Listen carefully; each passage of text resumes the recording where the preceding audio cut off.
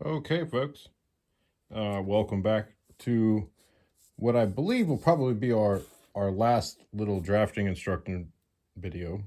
Um, Today, we're going to be talking about the sleeve draft. I think this is the last missing piece from the series we've done here. So I'm going to walk you through the measurements that we need to take, like I have in every other video. Um, it's a little awkward taking these measurements, so we're going to take a little bit more time on demonstrating how these are done, maybe than we have in the past. Mostly because this doesn't actually require the human to be a part of the process.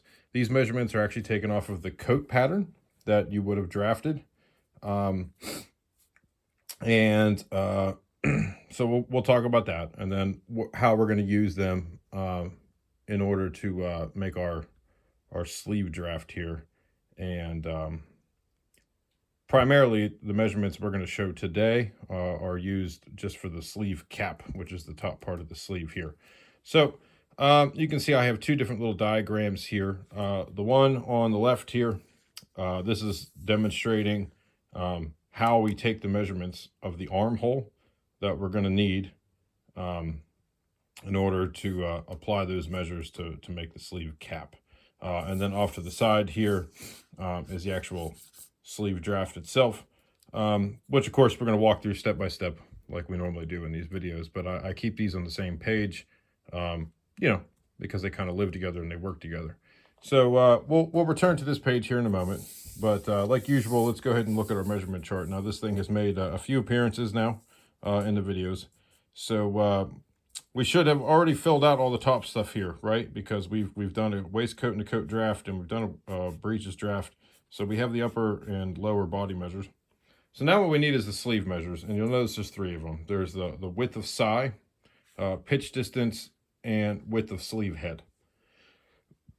I guess before we go any further, we should talk about this word sigh. For those of you who are unfamiliar, sigh is the sort of professional tailoring term for armhole. I don't necessarily understand where the word comes from, or why there is a different word from armhole. But anyway, there it is. I suspect, like most things in English, that word comes from some other language, and we just adopted it. But anyway, the word sigh, that's all it means. It just means armhole. Pitch distance. If you remember from the coat video, we talked about the front pitch point and the back pitch point, and we'll point out where those are when we get back to the other diagram. But if you remember, we talked about that, and we talked about the importance of them. So there is a front and back pitch point. This is where the front and back seams of the arm will get set into the armhole, or the sigh, our new word. So they're pretty important. So we're going to be taking a measurement that it when you see it, you understand. The two words together don't necessarily actually mean anything, pitch distance. But anyway, that's what this is referring to. It has to do with those pitch points that were on the pattern. And the width of sleeve head. This would just be sort of how wide the top of the sleeve really needs to be. So these words put together do mean something. Width of sigh, those words put together do mean something. Pitch distance actually doesn't mean really much of anything. It's just two words that are used to communicate what I'm going to show you, because that's awesome, right? Anyway, so those are the measurements. Now, the other measurements we're going to need, we already have up here, and they have to deal with like the remainder of the sleeve. So these three things just kind of deal with the top of the sleeve and how we're going to get a shape that will allow the sleeve to fit into the armhole, into the sigh. So the other ones that we actually need are the shoulder to elbow. So make sure you have that on standby, and the shoulder to wrist. So this would be obviously from where the sleeve sets into the armhole, and then the measurement down to where our elbow is, and this should be the center of the elbow. Obviously the elbow has its own sort of distance to it, right? And people have different size elbows. So we want this to be the center, so where the elbow would articulate, right, where it would actually make an angle when you bend your elbow. And the shoulder to wrist, same thing, just sort of all the way down down to the bottom. We're gonna have some decisions to make when it comes to this measurement, and we'll talk about it when we get there. As usual, the draft I'm going to show you, like everything else, it's sort of like a 1760 draft. That's going to become important for those of you who do primarily Rev4 stuff and are drafting for 1770, 1780s things. Sleeves get a lot tighter over time. So by the time you get into the 70s and the 80s, the sleeves are going to be tighter than what we're going to draft today. In the 50s and in the 60s and kind of going back before that, sleeves are kind of wider. They're less fitted. So this is kind of a neutral in the middle, again, like a 1760 sleeve. And I'll show you how to make those adjustments to make it tighter. My recommendation, probably, at least doing this the first few times, would be just follow the system I give you and make those adjustments during a fitting. And after you've done it a few times, this is for those of you who are doing later stuff. After you've done a fitting a few times and you kind of understand roughly how much you're taking out of certain places of the sleeve to make it that tighter 70s and 80s fit, then you can go back and maybe adjust your notes on the drafting system. And you could just draft directly into that later tighter fit. But anyway, so we'll talk about that whenever that becomes relevant. So first things first, let's figure out how we get these three measurements down at the bottom. So let's return to this diagram here. Now, what I have here is a front panel and a back panel, and this is a back panel again. We have to move the pattern pieces around to get all the measurements we need. So for right now, ignore this. The first thing you want to do is you want to take your front panel and your back panel, this will be of your coat draft, and lay them next to each other so that the side seam points meet here. And from your draft, you should have a chest line that's drafted straight through here. Make sure that that is straight. So some pattern weights or something will be useful to hold everything together. So the first measurement that we needed to take, if we come back in here, would be the width of side, right? So we now know side means armhole. So that would be the measurement of A to B here. So all that is how wide are the widest points of the back panel and the front panel when they're lined up together. On the back panel, it should be where that rear pitch point is, which is D, right? That should be the deepest bit of the reduction that we made. And on the front, it's likely to be where the front pitch point is, which is what C is here. But it may not necessarily be, depending on how you draw on this. So wherever the two widest points are, you need to just make a note of how wide that is, right? So that's that measurement. Width of side is just how wide these two things are, right here. Easy peasy. Now pitch distance is a little bit different.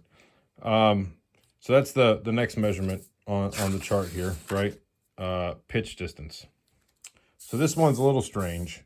So you'll need your Taylor square, and that's what this is representing here, right? Is a Taylor square. So pull your Taylor square out, and how we get this measurement is we lay the square on the two pattern pieces so that the top of the square is touching the rear pitch distance and the front pitch distance. So maneuver this thing around so that the pitch points of both the rear and the front are being touched by that Taylor square, which would be D and C, okay? And wherever that point lands on the front panel, the measurement of pitch distance is how far is this point to this point in a straight line. And your Taylor square will have the measurements right there, so you just write it down. Whatever this measurement is, write it down. So let's walk through that again. Align your Taylor square so the top of the square is touching the rear pitch point and the front pitch point. And wherever the angle of that Taylor square hits the front panel, the distance between these 2 points, so E and C here on this chart, the diagram here, that will be your pitch distance. So make note of that. Now, take your rear panel and swing it up here so that the shoulder seams are aligned. Okay, so that's what this is showing now. You take the rear panel, move it up here so that the shoulder seams are touching one another. So you see point D here, that's the rear pitch point, and it's up here now, right? So, and there we go. So the last measurement is width of sleeve head. So what we do is we take a normal ruler and in a straight line, we're going to measure from the rear pitch point to the front pitch point. So that's D to C. So with the ruler, it'll look like this, right? Whatever this measurement is in a straight line, straight across, that's the width of sleeve head. So make note of that, okay? I'm sorry, you're shaking. So I bought myself this little cheap tripod here to try to help myself make these videos, and I am standing between the work that you're seeing in the video and the tripod. And every now and then I bang it with my foot, and then you guys start swinging around. So I hope it doesn't make you sick. Sorry about that. It's not the most stable thing in the world. It's like a $20 Amazon special. Seemed like enough of an investment for now, for what we're doing. Maybe in the future we'll get something a little bit nicer, because I'm sure it's very annoying. I'm sure it's popped up in all the other videos too. You guys swinging around like that. Anyway, all right, so we're getting sidetracked. Okay, so that's how we take these three measurements here. The width, the side, the pitch distance, and the sleeve head. So we make note of those, and we also need to remember that we need the shoulder to elbow and the shoulder to wrist measurement, and that's all the measurements we need to make a sleeve. So let's go ahead and start drafting a sleeve then, which will be this here. Now, on this page, it's vertical, but we sort of draft it horizontally like this. So let's go ahead and let's start with the draft. So like usual, I've already kind of prepared all the points because it makes my life easy and speeds things along for you guys. So we're going to go ahead and just kind of dive into this. So like usual, we need to start off by squaring a line, right? That's the first thing that we always need to do. So I guess we'll call this point 0, right up here where the right angle is of the squaring. Point 0 down to point 1. This will be our first draft, 0 to 1, and this will be the width of psi. Okay, so that would be the first measurement we took, the width of psi. So whatever that measurement was, drop down to 1, and then square out. In some of the past videos, I've had the squaring out part already done for you guys. Some people have asked me some questions about it since then, so I guess I'll go ahead and I'll just demonstrate it for you, so that way it's less confusing. All right, so 0 to 1, width of psi. Now 1 up to 2, 1 up to 2, this is going to be the pitch distance measurement. Okay, so whatever that number was, go ahead and come up that far, and once again, square out. All right, like so. Now, 1 up to 3.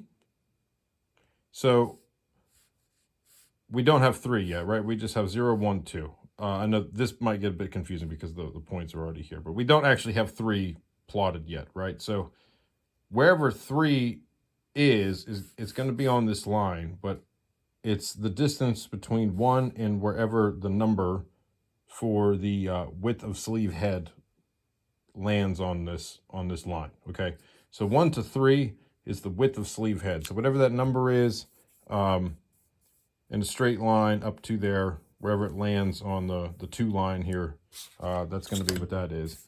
And then go ahead and just connect those 2 points. Okay, so that's the width of sleeve head, 1 to 3, width of sleeve head, and that gets us up to there. All right, and boom, there we go. Now we've got point 3 plotted. Now you can see we have a point 4 here. Okay, so that's halfway between 2 and 3. So take a measurement of 2 to 3, wherever the middle is, boom, plot 4. Now from 4, we want to come straight down 3.5 inches. Okay, 3.5 inches. Come straight down. and that will get us 0.6. Okay.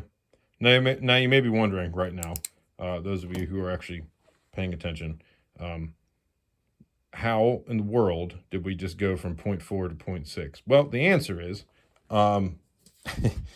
because I'm like a mad scientist and I'm always playing with these things. Once upon a time, there was a 0.5 and it raised the top of the sleeve, and I found that to be not useful, let's say, over time. So 0.5 kind of got erased, and I haven't really just updated my notes. And after making the massive mistake we made with the waistcoat video, we're going to pay more attention to the notes. So that's how we go from 0.4 to 0.6. We've just eliminated what used to be 0.5. So don't worry, there is no 0.5.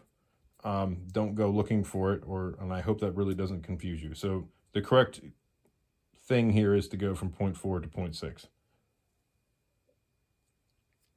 Whenever it is we actually publish this thing in print, it will not do that. But anyway, it's doing that right now. So 4 to 6 is correct. So 4 to 6, 3.5 inches. Once again, okay? So since I rambled, we'll go back a bit. 2 to 3, right? The middle of 2 to 3 is 4. From 4 straight down to 6 is 3.5 inches. Okay? All right. So let's talk about some of these other points here then. Everything else is going to come from 0.2. 0.0 is kind of eliminated at this point. We don't need it anymore. Everything else is going to come from 0.2 because 0.2 is actually the top of our sleeve now. All right. So 0.2 down to 7. This is going to be that what do we call it? The shoulder to elbow, right? The shoulder to elbow measurement. Okay. So whatever that measurement was when you did measure the person, shoulder to elbow, that's what 2 to 7 is. Now, once again, I want you to square out from here, okay? And there we go, okay? Now, 7 out to this point, which is 0.8, which I forgot to label. 7 to 8, this is going to be 3 inches, all right? 7 to 8 is 3 inches. Now, 8 out to 14, this is going to be 7 inches. So 7 to 8, 3 inches. 8 to 14, 7 inches. And boom, plot 0.14. Okay?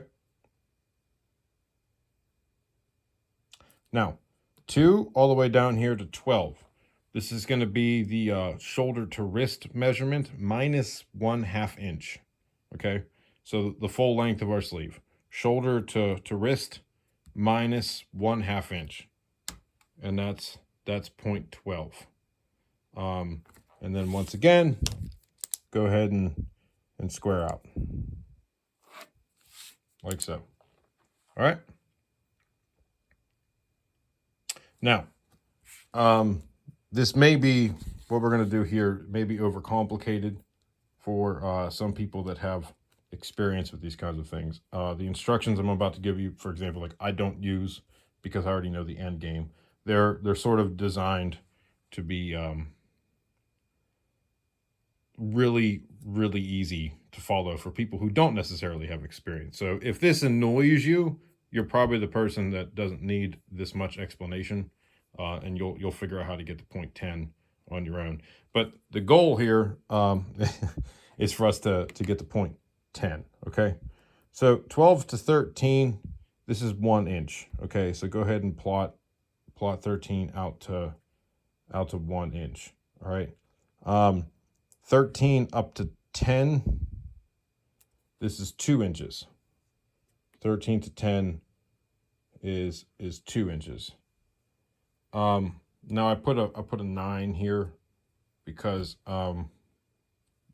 this is for the people who that set of instructions annoys. So let's go back to the first set of instructions, then I'll give you the alternative set of instructions here. Okay, 12 to 13 is 1 inch. 13 back up to 10 is 2 inches. Okay, so you can go ahead and connect those two and square them up. All right, and there you go. That would be That would be the instructions for absolute novices, let's say. Because I know point 10 is 2 inches back and 1 inch over, the alternative set of instructions here would be simply 9 to 10, which would be 12 up to 9 is 2 inches, and then push forward 1 inch, which is 10. And like, that's the set of instructions that I use. You know, because I know that.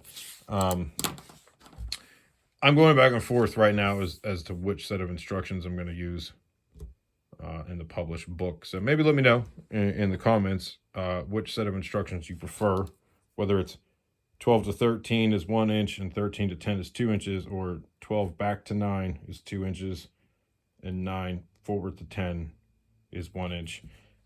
Sometimes I tend to think when we start going backwards, when a lot of the other instructions have you going forwards, that can confuse people. That's kind of why I initially came up with going this direction, but you're going backwards either way. But I don't know. Let me know which one of those you think actually makes more sense actually. Anyway, all right, moving on. Okay, so from 12 we did square this line out, right? So 10 to 11, this is going to be 6.5 inches. So it's going to be wherever, there we go, swaying you around again, sorry. This is going to be wherever that 6.5 inches lands on this line from point 10, okay? It's another one of those sort of floating points. You just find with the measurement, and then go ahead and connect those together like so, all right? Now, we can go ahead and connect a few other lines. So let's go ahead and take 3 and connect it down to 14. Okay, so this would be the back seam of our sleeve, and we'll take 14 to 11 and do the same thing. Okay, that's the back seam of the sleeve. We can take 1 and connect it out to 8. Okay, this would be the front seam of the sleeve, and then 8 down to 10. Okay, 8 down to 10. And that's the front seam of our sleeve. So you can see it's starting to take some shape, but obviously sleeves they're not this angular, right? So we'll deal with that here in a moment. Another line I want you to draw would be 4 down to 1. And this is so that you don't get confused when we start drawing in the sleeve cap. And 3 straight down to 6. Okay. Boom. Okay. So that's a sleeve and a bunch of straight lines. Now, obviously, a sleeve is not a bunch of straight lines. So we're gonna have to go back and sort of clean some of this up.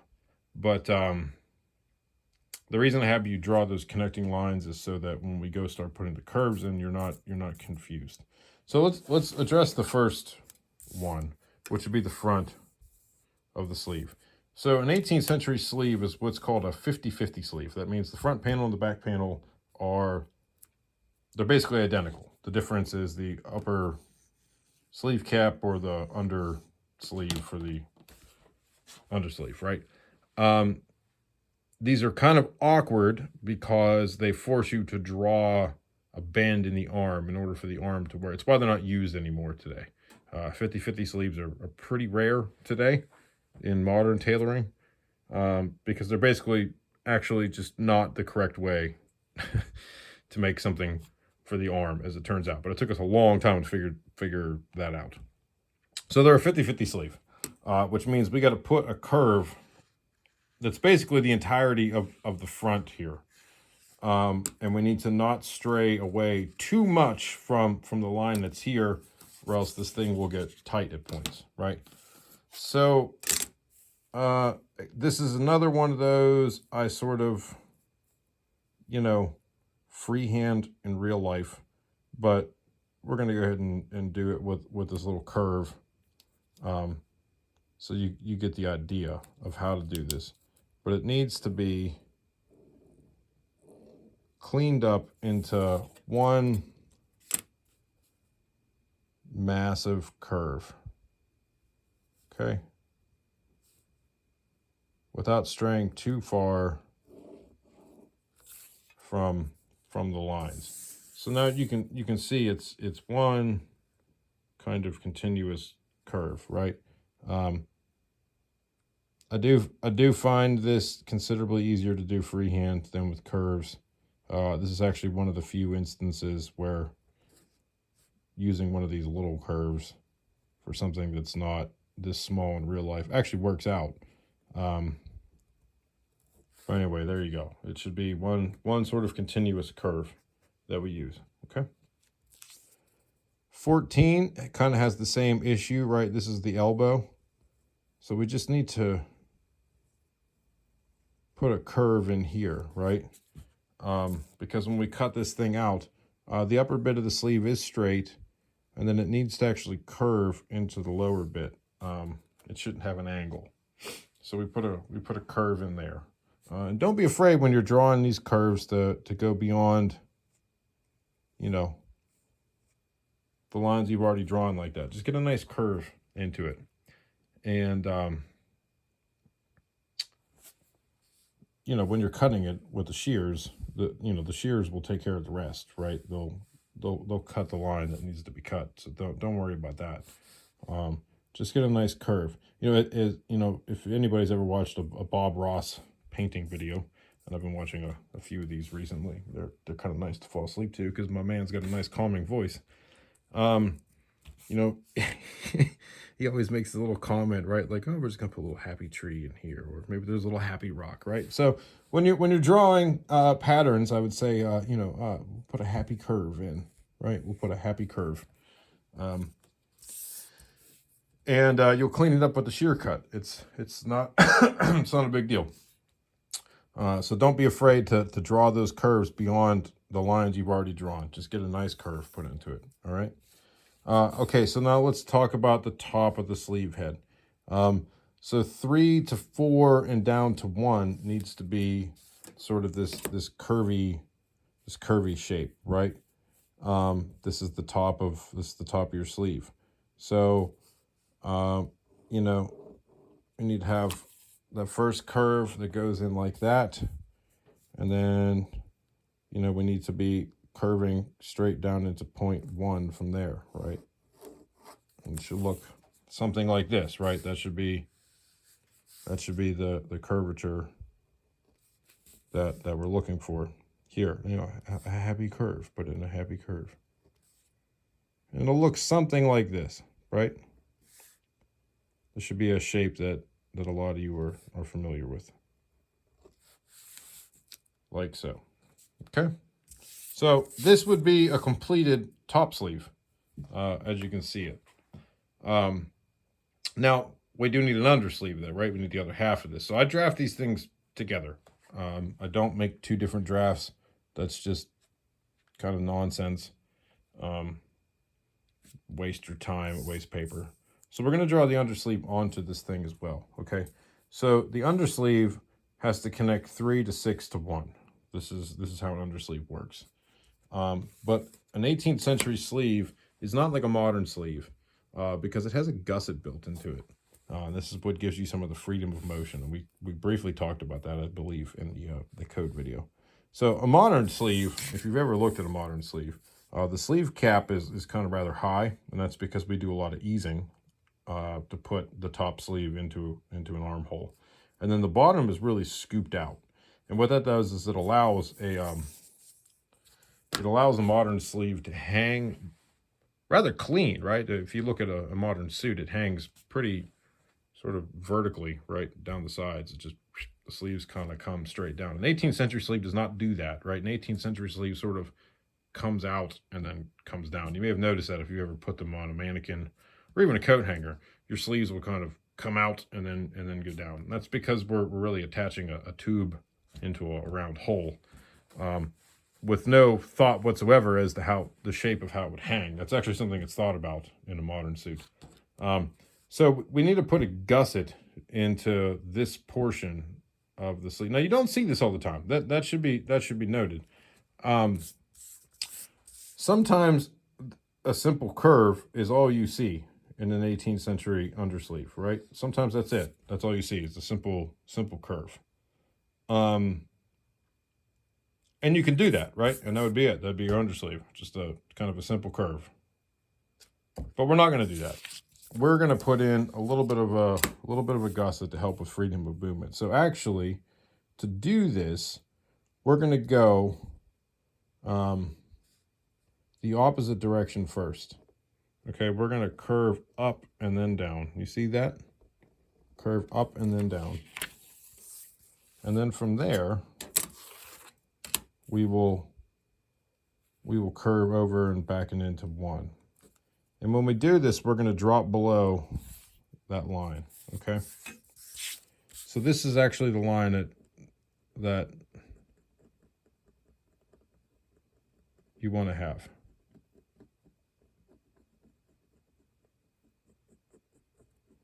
I don't know if you can see that. You see that? It sort of curves up first and then scoops down below and comes back into 1. Right, like so. Something like that. That's another shape that you see. And that's a shape I prefer, as opposed to just the scoop. But you could just do the scoop. Now, you need to proof this bottom line. So again, if you'll remember when we did the coat video, we talked about how to find the front pitch point. And what I told you was you needed to know the total circumference of the armhole, right? So let's say that was 22 inches. And then you went 11 inches from the rear pitch point up to the front, right? And that was 11 inches. So it was perfectly half of the armhole. The same needs to be true of this underline, the undersleeve line. It needs to be that 11 inches or whatever that is in your set of measurements. It needs to be half of the armhole itself. No bigger, no smaller. It needs to be half. And that's because when we set a sleeve in, we start by setting in the undersleeve line. We will start at the rear pitch point. We will set in all of this with no ease at all. And that front pitch point better land on the front pitch point on the coat. That's absolutely important. So this line has to be, in our example, 11 inches, right? Because the totality of the armhole is going to be 22 inches in our example, to make math easy. So you need to measure along this line here that you just drew. And if it's bigger than 11 inches, you either need to reduce one or both of these curves. You can play with the lines a little bit, and that will, as you straighten the line, it will get shorter, right? The other thing you can do is you can move 0.1 back a little bit, okay? But only do that on the undersleeve. So you may end up with a double pattern that looks something like this, right? Where 0.1 has been moved back on the undersleeve, but not the top sleeve. That is not what I would recommend, but it can be done and it is seen on original things. But what I recommend is you play with these two curves. And if you need to shorten that, let's say this is 12 inches instead of 11, you shorten the curves a bit until you get to 11. But this has to be half of the armhole. Now the top does not. The top can be a little bit larger. You don't want it to be, let's say, more than an inch larger. If it is, you need to play with some of these lines too. But it can be up to an inch larger. We don't really see a lot of easing in sleeves on 18th century garments. It's just not something that's done until later. I think maybe the 1790s, if I'm remembering correctly, is really the first time we start seeing a lot of that stuff. But it's not something we see. So usually the armhole here is basically the same measurements as the armhole in the coat. However, it can be a little bit larger. And there are garments where we can see this, or we can assume this was done, one or the other. If this is, let's say, 12 inches instead of 11, this is not a big deal. When you go to set the upper half in, you you already have the two front points anchored, right? Because you've already set the bottom in. We always set the bottom in first, then to the actual sleeve. So you'll have these 2 points anchored. So you'll have this little bit of excess right along here that needs distributed.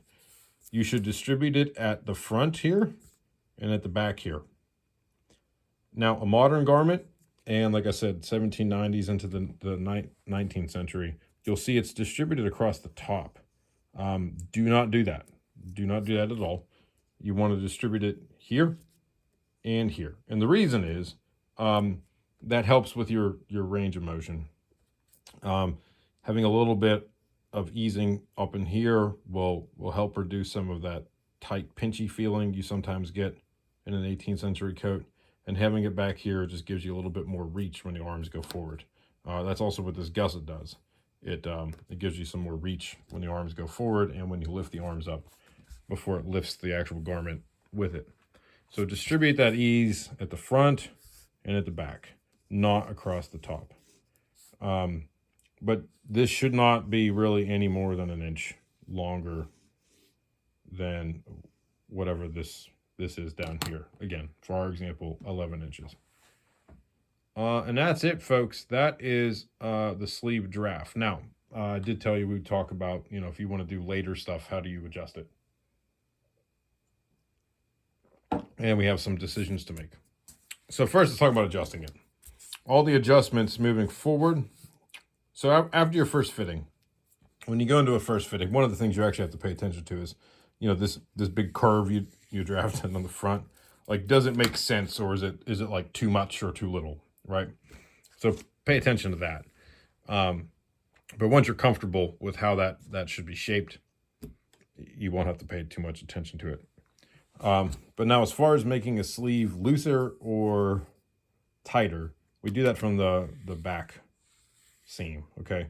So if you wanted a tighter, let's say, wrist, but you were okay with the width at the elbow, right? You would move this forward. That's how you would do that. If you may even see this on some originals where this section in here is a little baggy. You need this to be what it is because its measurements are, based off of, right, the coat itself. So they are what they are. But right in here, let's say that upper arm, it's a little baggy. So you do sometimes actually see there's a bit of shaping on originals that's done that looks something like this, right? Where they've taken out that excess back here. And that's something you can do. But all these adjustments for the width of the sleeve will be done from the back. Now, coming down here, first off, this angle is a generic thing that was selected because it for the most part works. But I end up having to change this when I do fittings. So I always cut the sleeve a little bit longer, and then I'll actually mark like where the sleeve should terminate on the front and the back. So just know that this isn't going to be perfect. It's just going to kind of get you close. But so that's only one decision we got to make, is where should it actually stop in the front, where should it actually stop in the back? And that's very dependent on the person, and it is very likely to be different on left and right, because people's bodies are not really all that symmetrical. Somebody is likely to have a shoulder that's higher than another one, an arm that's longer than another one. They may just have a spinal thing going on where they literally stoop to a side or whatever, and that can all affect this. So this is just a generic angle. So you'll have to actually mark that during a fitting where this thing should terminate. But talking about termination, so like a 1760s and 50s sleeve, especially a 1750 sleeve, they tend to be pretty short. They're sort of awkwardly short if you look at them. A lot of them they show a lot of cuff.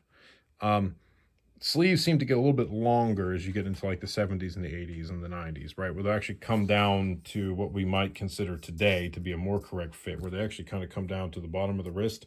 But some of the early periods, like they'll terminate like an inch above the actual wrist, right? It's really awkward.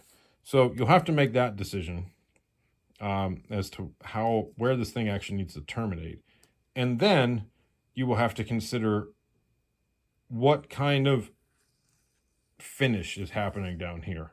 So if you're putting a cuff on, for example, you are likely to want this line to actually be cut an inch back from where it should terminate so that you can attach the cuff and then fold the cuff over to make that extra inch, right? So the cuff's not so thick. You know, you don't want the cuff to go over all the sleeve because then it's just a lot of bulk that you don't need. So you really need to think about, you know, what is the finished look that you want, the era that you're working in. You know, you're doing a mariner cuff, or you doing a turn back cuff, or you making a musician's cuff. You know, they're all kind of different, and that will alter where you want the sleeve to terminate. So what I do, usually first fitting, because this whole sleeve process is dependent on the armhole. I'll cut the coat out of, you know, whatever we're making the coat out of, but the sleeves I'll cut out of, you know, muslin or whatever, you know, bit of nonsense I have left over from something else. Because if I have to make an alteration to the armhole, then I have to make an alteration to this, right? So it's not worth cutting it initially out of the cloth you intend it to be. You'll find yourself in trouble if you do that. And then I'll make a rough marking of, you know, the length and angle that this needs to be on the person. And then when I get to a second fitting, I will actually have the sleeve made up out of the actual cloth it's going to be made out of. And we'll revisit this bottom again at that point. And I will mark the sleeve where I want the sleeve itself to terminate, whether it has a cuff or not. Because I know if I'm putting a turn back cuff on it, it needs to be an inch back from that. But I want that, while I have this on the human, you know, I want to know where it needs to end on the human. And then I deal with the pattern as a pattern. So I will mark where I want the sleeve to terminate, and then if I'm doing a cuff, I'll go back an inch from that termination point because I know that extra inch is going to be taken up from the cuff. I also don't address any of the tightening of the sleeve until I get to the second fitting, and I'm actually fitting it with the actual cloth that it's going to be made out of. Don't do that in muslin or any other sort of cheap fabric that you may do the first sleeve cut with, like I recommended. It's not going to fit or drape anything like, you know, the actual cloth that you're going to make it out of. So hold off on doing any back seam adjustments. And then if we're doing a third fitting, which is common for like a first time customer, we'll fine tune it from there. But I'll have the cuff on by that point. Mistakes to look out for that I've learned the hard way about. Don't just do one fitting with one sleeve on one side of the body. Have them both there. Two reasons for this. One, having two sleeves in the coat does change how it fits over the shoulders and through the chest and the upper part of the side seam. Sort of for the obvious reason that, you know, the sleeves are in the seams. And if you don't have those sleeves in the seams, the seams around the armhole can stretch and sort of fit to the body and make things look okay. Then when you put the sleeves in, like, oh crap, you know, it's not fitting well. The other reason is, like we talked about already, people's left and right arms are not the same. People's bodies are not that symmetrical. And you can end up with one sleeve that fits perfect and one sleeve that maybe appears to be a bit shorter, even though the sleeves themselves are identical. It's because the body is not symmetrical. So a cautionary word, fit with two sleeves in the coat. Do not cut the sleeves out of the actual fabric until you get through the first fitting and you know the armhole fits. If you have to make an alteration to the armhole, you have to make an alteration to this whole top portion of the draft. That's the unfortunate bit of sleeves fitting the way they do in the 18th century. It's probably one of the reasons you get away from that later on. But don't do that. You'll be upset with yourself. So save the sleeve being cut out of the actual cloth for a forward fitting after the first fitting. You know, or don't, and learn the hard way, like I've done over time. But trying to save you guys some of that hassle. So that's it, folks. That's the sleeve draft. I hope that was digestible. We're at about 45 minutes now. It's probably long enough. As usual, if you have questions, I'm available. Shoot them over, and eventually I'll get back to you.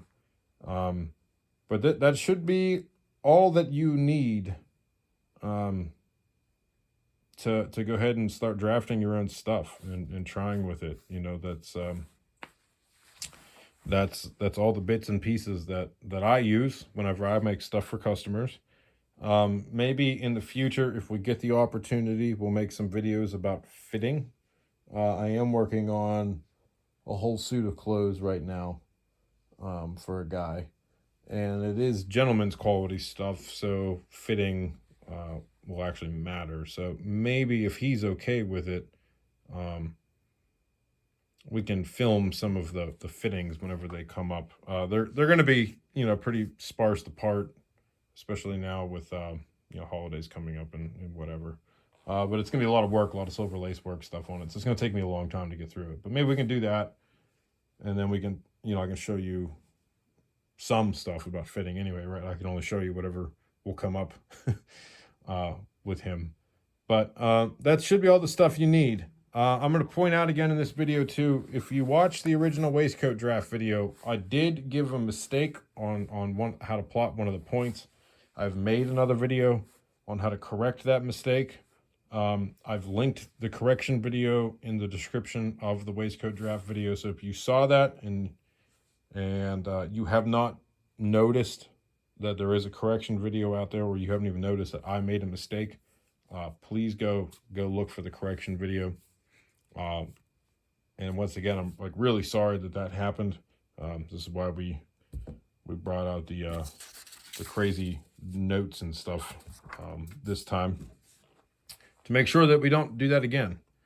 But I believe that's all for now, folks. So for now, I guess I'll catch you in the next video, whatever it ends up being. So until then, be well.